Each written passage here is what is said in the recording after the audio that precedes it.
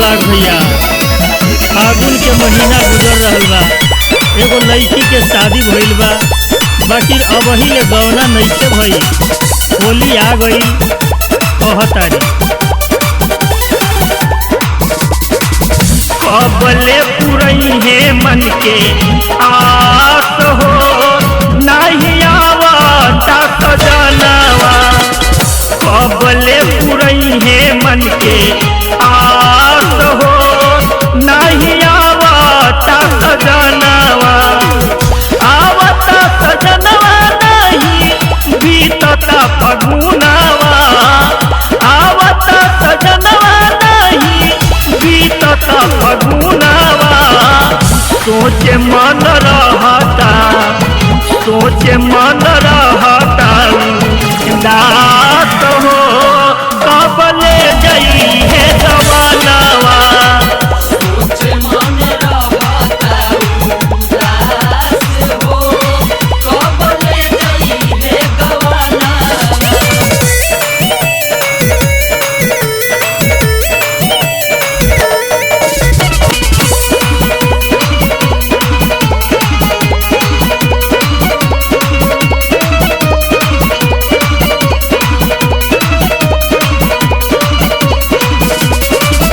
दीनवा धरईते हम के ले जईते। लाल रंग डाली चोली चुनरी भिजईते। दीनवा धरईते हम के ले जईते। लाल रंग डाली चोली चुनरी भिजईते। दीनवा धरईते हम के ले जईते। लाल रंग डाली चोली चुनरी भिजईते।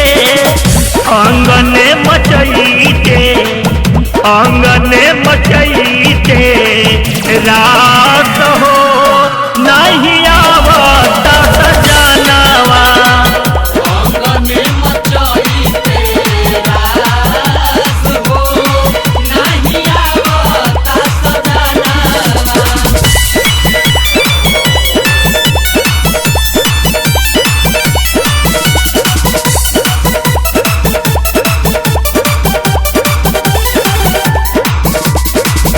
दुनिया भुलैती जब गरवा लगईते।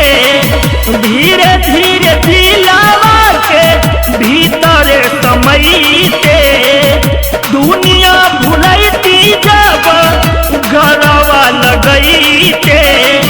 धीरे धीरे दिलावा के भीतरे समईते। दुनिया भुलैती जब गरवा लगईते। धीरे धीरे दिलावा के भीतरे समईते। होत नइखे अब बर, होत नइखे अब बर दास हो, नहीं आवता सजनवा। लोक नइखे अब बरदास हो, नहीं आवता सजना।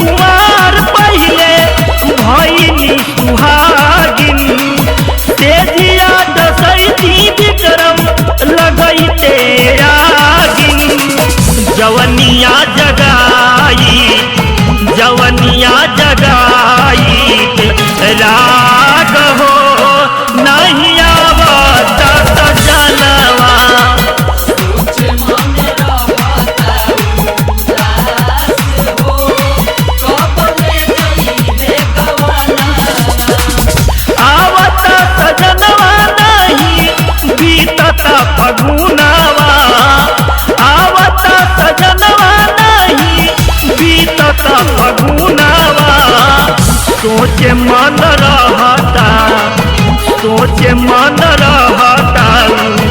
दास हो कब ले जई है गवानावा सोचे मन रहता उदास हो कब ले जाई है गवाना। Studio CH Films and Music, Station Road, Patna.